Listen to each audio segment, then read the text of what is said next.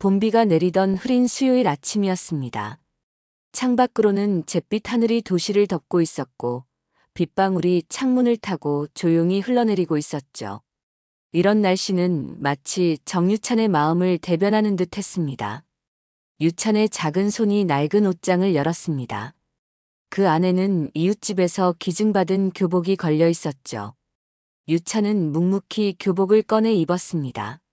거울 앞에 서서 단추를 채우는 손가락이 미세하게 떨렸죠. 10살 소년의 눈에는 이미 세상의 무게가 담겨 있었습니다. 유찬아, 아침 먹어야지. 할머니 정영선의 목소리가 들려왔습니다. 부엌에서는 된장국 냄새가 퍼지고 있었고 유찬은 무거운 발걸음으로 부엌으로 향했습니다. 할머니는 손주를 바라보며 애잔한 미소를 지었죠. 교복은 낡았지만 할머니의 정성으로 다림질이 되어 있었습니다. 학교 앞에 도착하자 학부모들이 삼삼오오 모여 있었습니다. 그중 서지영과 김소영이 유독 눈에 띄었죠. 유찬이 할머니와 함께 걸어오자 두 사람의 시선이 쏠렸습니다. 할머니는 조용히 유찬의 손을 잡아주었죠. 그 손에서 전해지는 온기가 유찬에게 위로가 되었습니다. 저기 또 왔네. 저런 거지 같은 옷을 왜 입히는 거야? 서지연의 목소리가 의도적으로 크게 울렸고 주변 학부모들이 흘끔거리며 시선을 던졌죠. 할머니의 손이 살짝 떨렸지만 표정은 평온했습니다. 학교 이미지도 있는데 저런 애가 있으면 좀 그렇지 않아? 김소영이 맞장구를 쳤습니다. 두 사람의 말이 공기를 무겁게 만들었죠. 다른 학부모들도 유찬과 할머니를 바라보았습니다. 그 눈빛에는 동정과 경멸이 섞여 있었죠. 할머니는 유찬에게 속삭였습니다. 괜찮다, 우리 유찬이는 씩씩하니까. 유찬은 할머니의 손을 꼭 잡고 고개를 끄덕였죠. 할머니는 유찬의 등을 토닥이며 학교로 보냈습니다. 교문을 향해 걸어가는 유찬의 뒷모습이 유난히 작아 보였죠. 불쌍하네. 어쩜 저렇게도 수수하지. 지나가는 학부모의 말이 들려왔습니다. 할머니는 묵묵히 고개를 숙이고 인사한 뒤 천천히 걸어갔죠. 그 뒷모습에는 슬픔과 함께 이상한 단단함이 느껴졌습니다.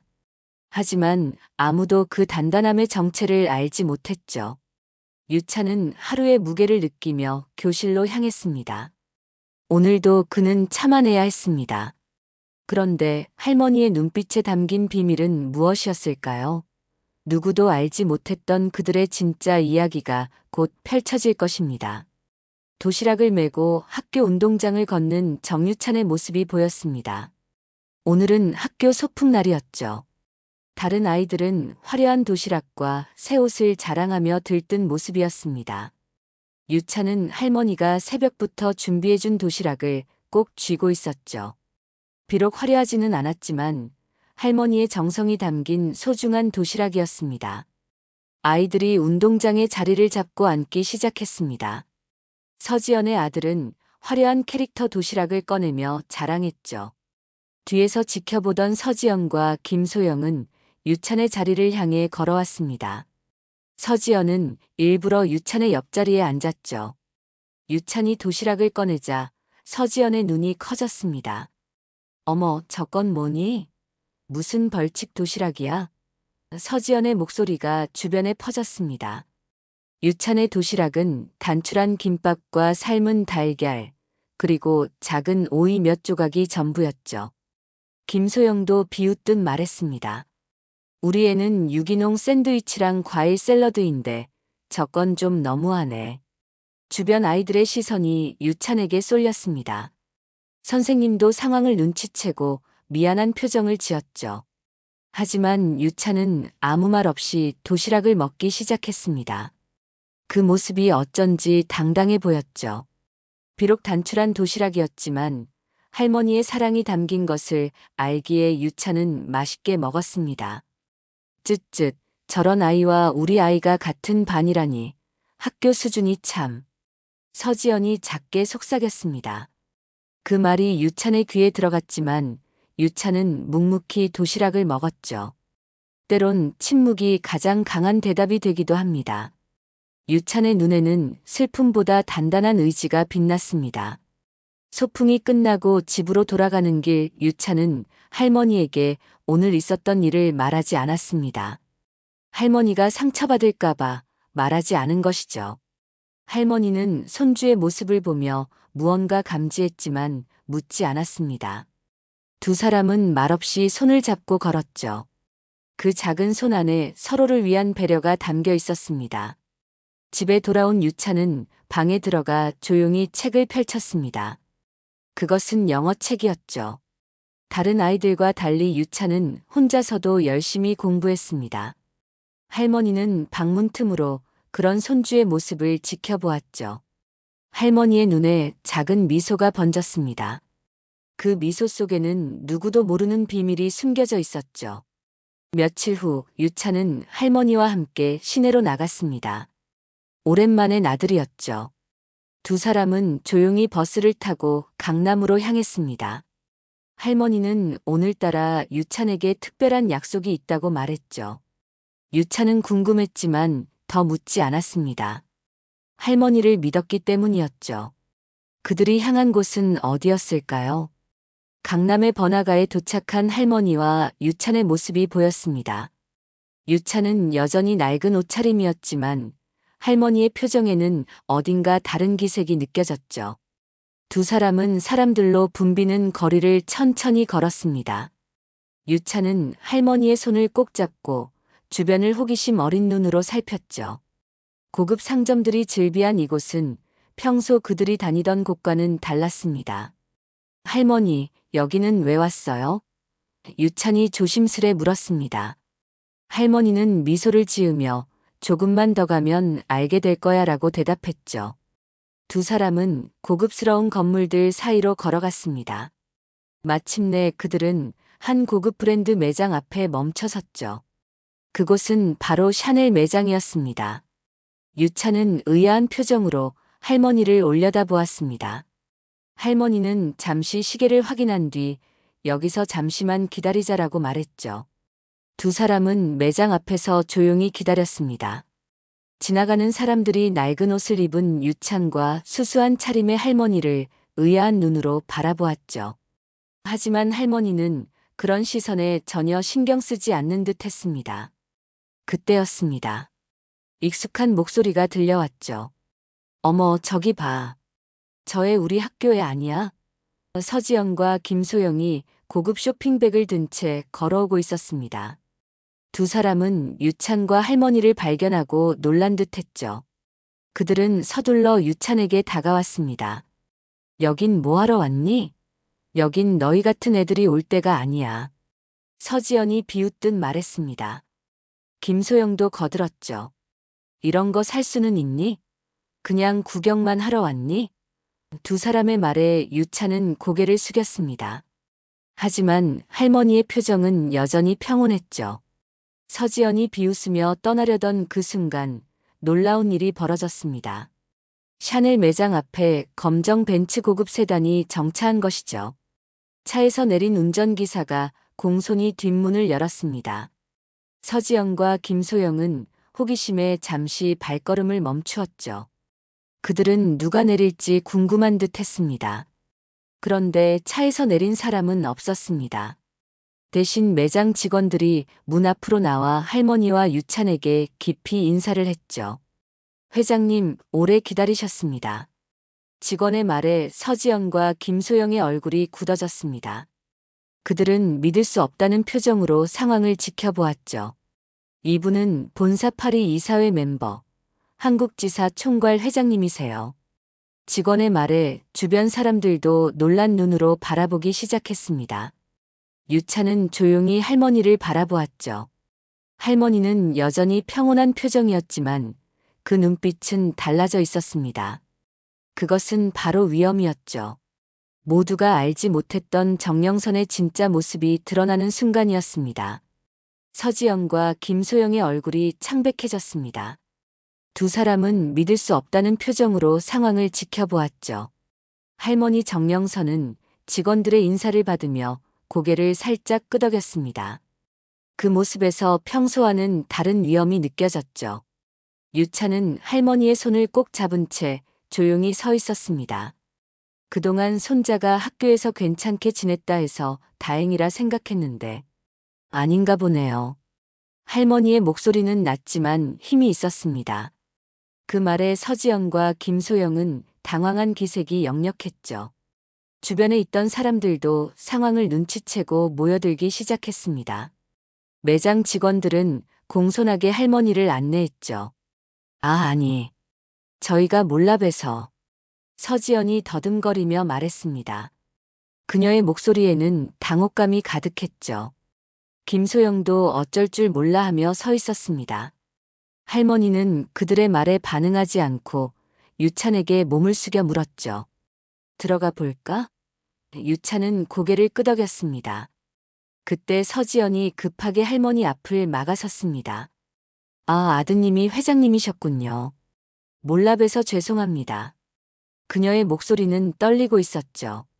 할머니는 잠시 그녀를 바라보았습니다. 그 눈빛에는 분노보다는 안타까움이 담겨 있었죠. 할머니는 조용히 말했습니다. 누군가를 볼 때 가진 것보다 품격부터 보셨으면 좋았을 텐데요. 그 한마디에 주변이 순식간에 조용해졌습니다. 서지연과 김소영은 고개를 숙인 채 아무 말도 하지 못했죠. 유찬은 할머니를 올려다보았습니다. 할머니의 눈에는 단단한 의지가 빛나고 있었죠. 유찬은 그런 할머니가 자랑스러웠습니다. 이제 가자, 유찬아. 할머니의 말에 유찬은 고개를 끄덕였습니다. 두 사람이 매장으로 들어가려는 순간 유찬이 잠시 멈춰 서지영과 김소영을 바라보았죠. 유찬의 입가에 작은 미소가 번졌습니다. 이제 내 옷 이상하지 않죠? 그 말에 두 사람은 더욱 고개를 숙였습니다. 할머니와 유찬이 매장 안으로 들어가자 밖에 남은 서지연과 김소영은 당혹감에 휩싸였습니다. 그들은 지금까지 자신들이 얼마나 어리석었는지 깨달았죠.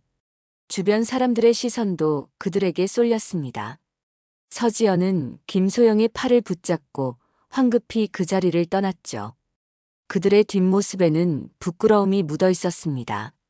매장 안에서 할머니와 유찬은 직원들의 친절한 안내를 받았습니다. 유찬은 처음 보는 고급스러운 공간에 신기한 듯 했죠. 할머니는 손주를 바라보며 미소 지었습니다. 유찬아, 오늘부터는 더 이상 숨기지 않을 거야. 그 말에 유찬은 할머니를 바라보았습니다. 할머니의 눈에는 사랑과 미안함이 담겨 있었죠. 다음 날 아침 학교 앞은 어제와는 다른 분위기로 가득했습니다.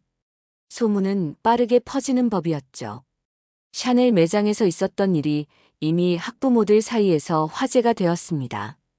유찬과 할머니가 등교하는 모습을 보기 위해 많은 학부모들이 평소보다 일찍 학교에 나와 있었죠.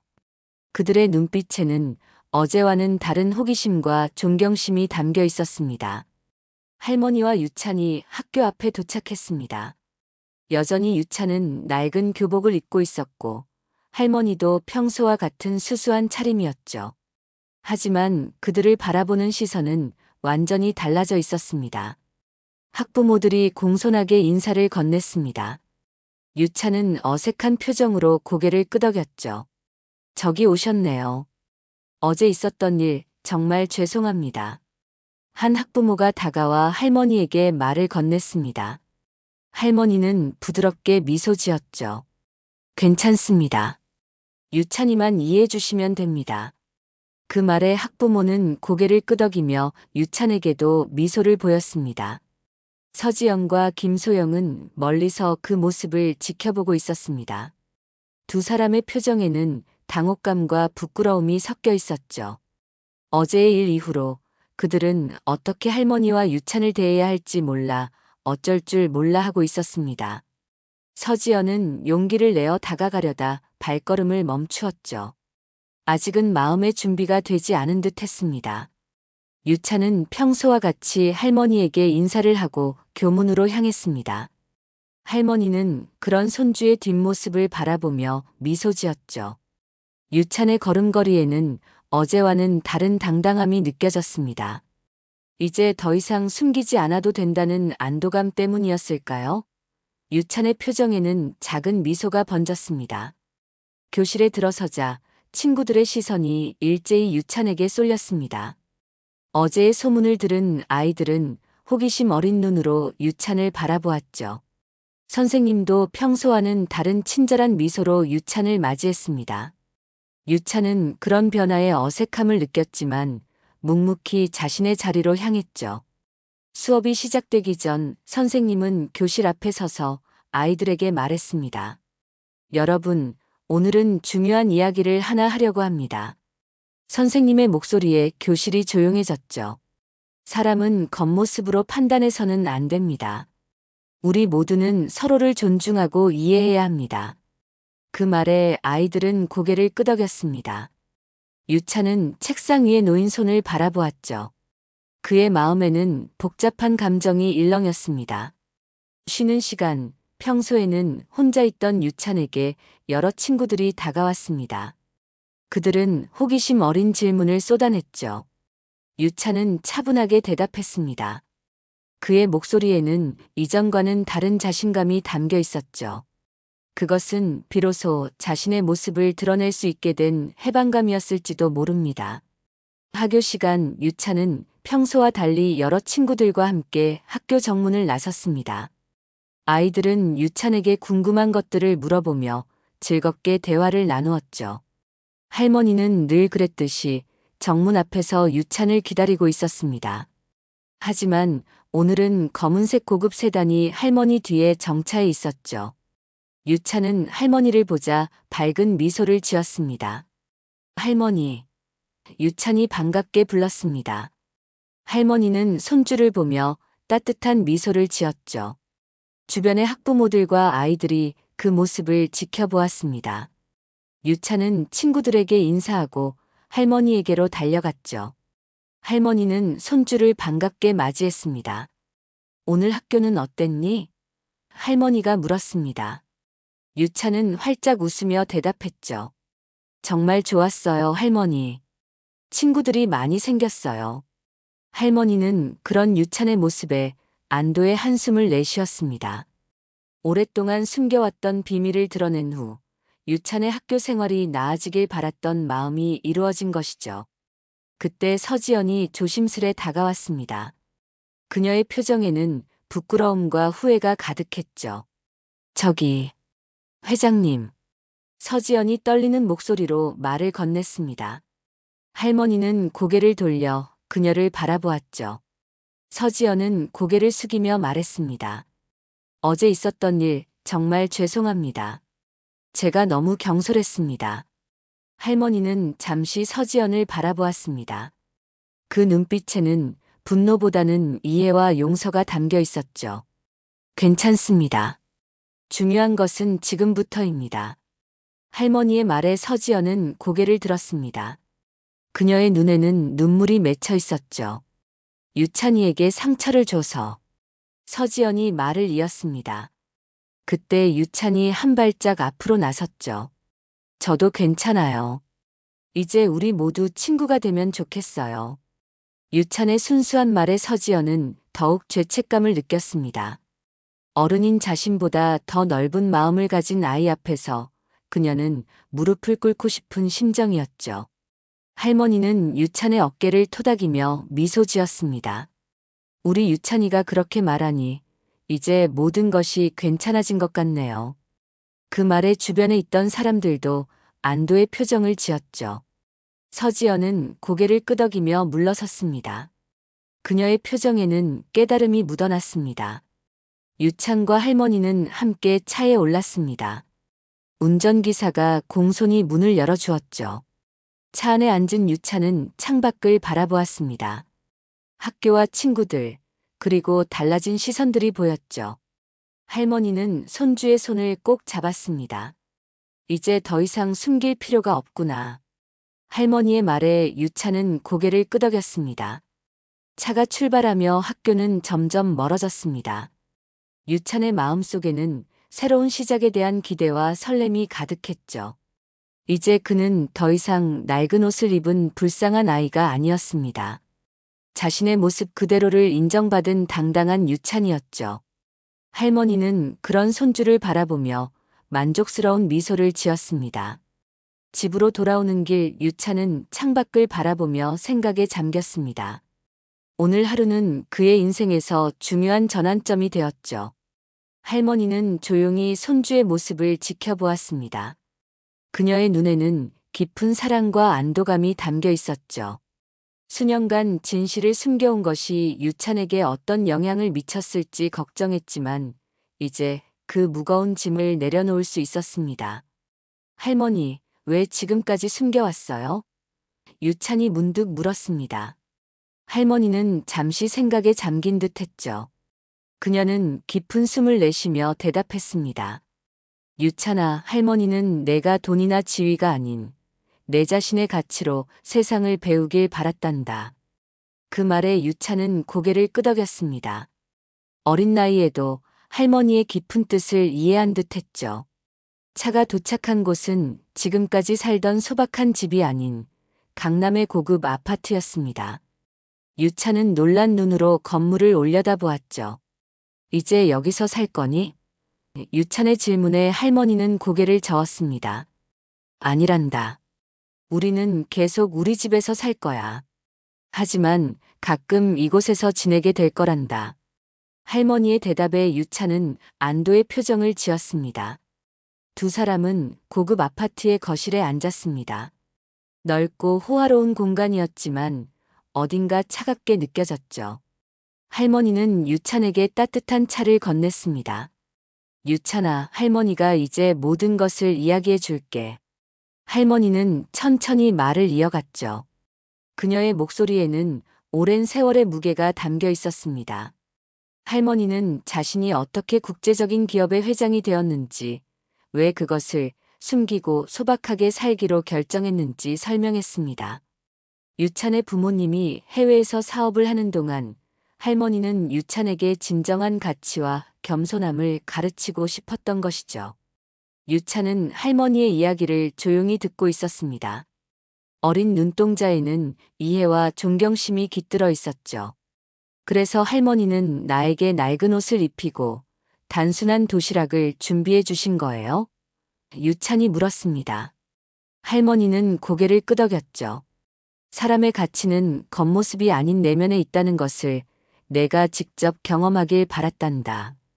할머니의 말에 유찬은 생각에 잠겼습니다.